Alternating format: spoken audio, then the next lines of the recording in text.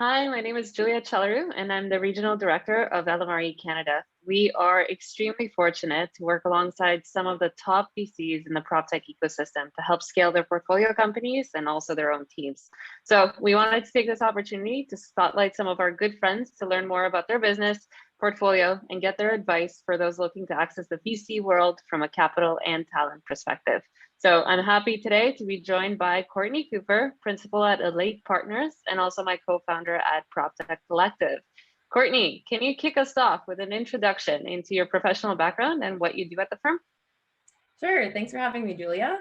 So I am a principal at Alate Partners, and I joined Alate about 3 years ago, just when we were getting Alate started. So Alate is a venture fund that focuses on investing in real estate tech companies. And I spent the last 10 years focused on sort of at the intersection of real estate and technology, helping with operations and implementing technology. And for my day-to-day, I look for companies for us to invest in, support the portfolio companies that we have invested in, and really manage relationships with our partners in the industry. So lots of real estate, we work with a lot of real estate companies, developers, operators. And so I get to spend my time talking to people who are working on innovation in real estate. It's awesome, a true expert in the space. So I guess I'm curious because we meet and work with many early stage prop tech companies who are looking to grow. And we also like to make the introductions to VCs where there's a fit. So with that in mind, can you tell us a little bit more about your VCs and Alate's investment thesis and at what stage you invest in?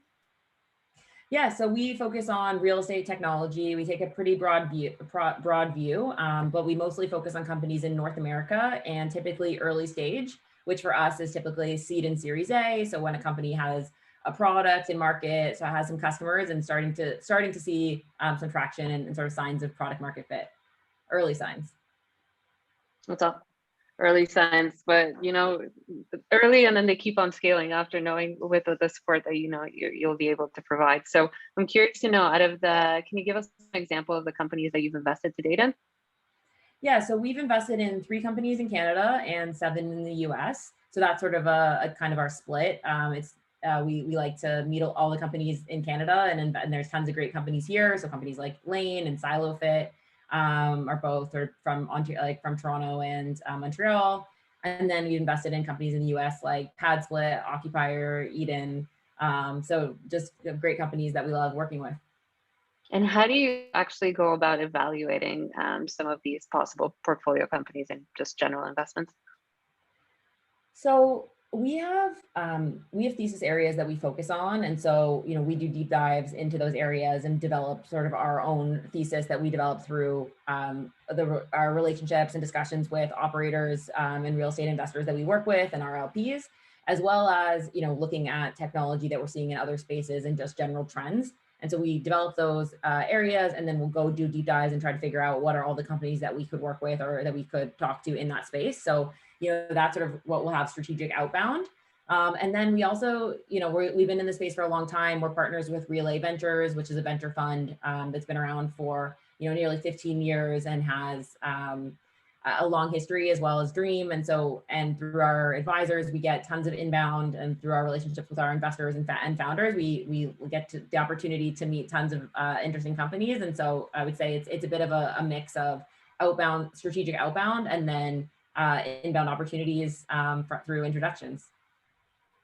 Yeah, and I think normally when you have a network that's strong, it's really interesting to kind of start getting the referrals and evaluate people also as the teams when they come in. That's such an early stage. So curious to kind of switch it a little bit, portfolio side more into the VC and growing your team. So as recruiters, we get a lot of candidates that are looking to get into the PropTech VC space.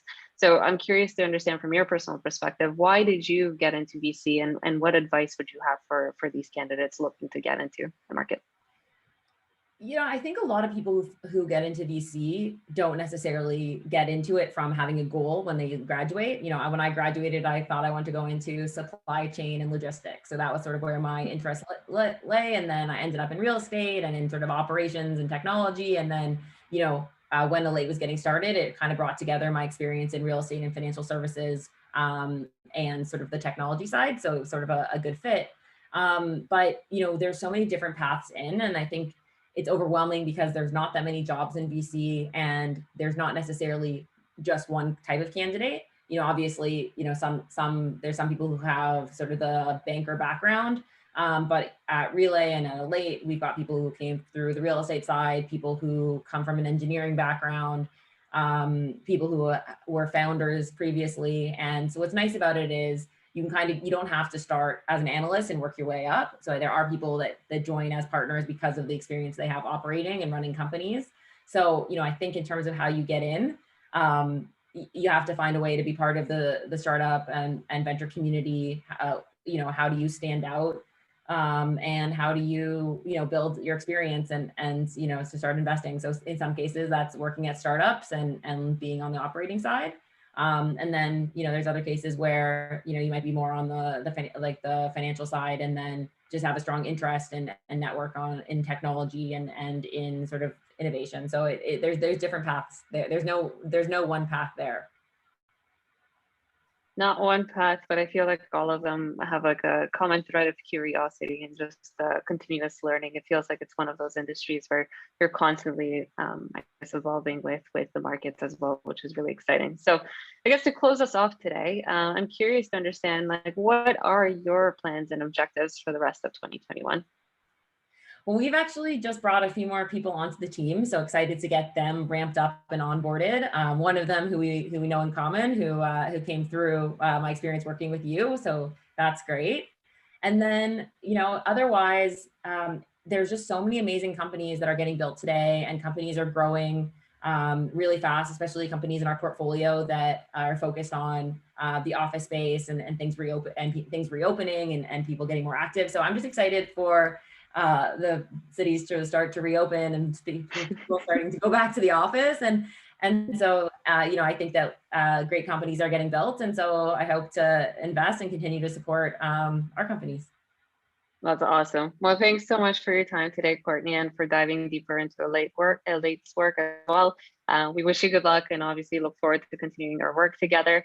For those looking to stay in touch with Alate, please make sure to check out their website. It's alatepartners.com, and then follow them on our social channels as well. Yeah. Have a great day. Thanks so much for having us.